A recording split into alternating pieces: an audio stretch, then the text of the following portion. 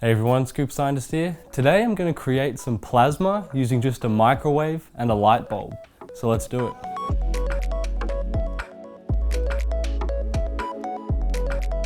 Did you know that plasma is actually the most abundant state of matter in the universe? It's actually what stars are made out of. But now just a quick safety note here.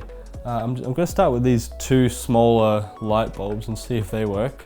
But this could actually explode and put glass everywhere, so just be warned with that sort of thing. And I don't recommend you try this at home. All right, let's get this started.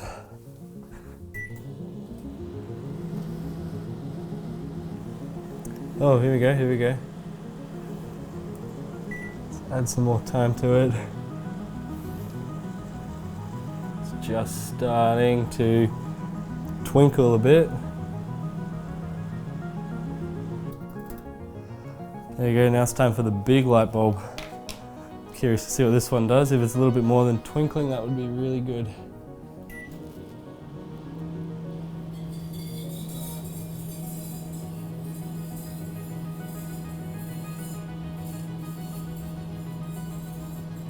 That's what I'm talking about.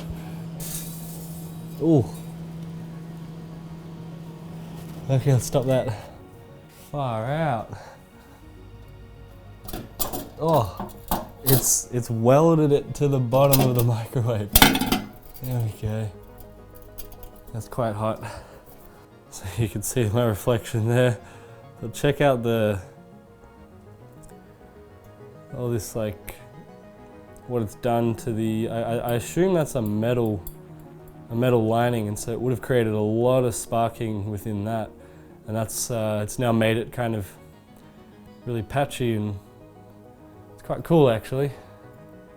I'm gonna try to put it back in. Let's see if it sparks again, but this time I'll try recording in slow motion.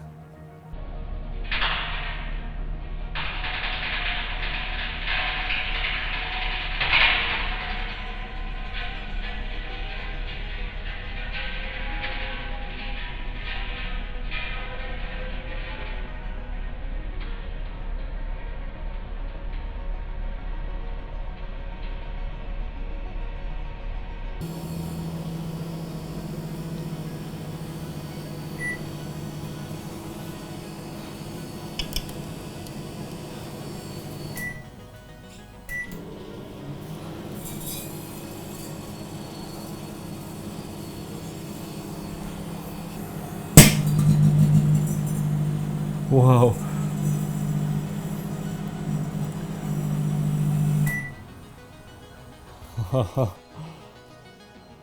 Yeah, look at that, so much smoke.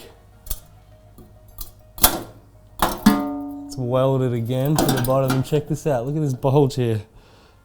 It looks like it's melted the glass and then broke through. Now there's actually a pretty cool thing about glass in microwaves, which perhaps I can make a video on in the future. Yeah, but that was so cool. It's such a beautiful purple color, the plasma that this produces. I'm not exactly sure what gas it is in here. It could be argon or something like that, but that was so cool. So what is plasma? Plasma has been called the fourth state of matter, and it's created when atoms receive so much energy that electrons are pulled from the atom.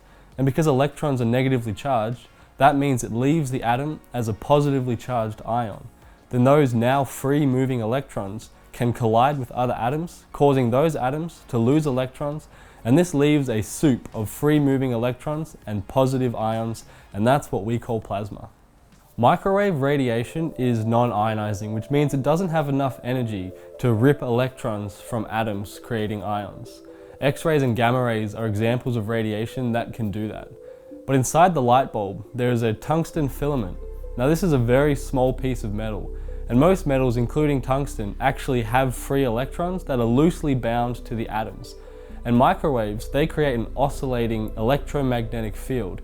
And so when these waves come into contact with metal, the free electrons are moved back and forth rapidly, and this induces eddy currents. For more info on eddy currents, you can check out this video here. And because this tungsten filament is so small, the eddy currents can become highly concentrated, which generates intense localized heating. And then this intense heat can actually pull electrons away from the metal. Then these electrons create a cascading effect with other atoms in the gas in the light bulb, which then forms plasma. So this is a pretty cool experiment to make the stuff that our sun and other stars are made of. I hope you learned something today about microwaves and about plasma, but if you did enjoy this video, then please give it a big thumbs up and don't forget to subscribe to see future videos like this.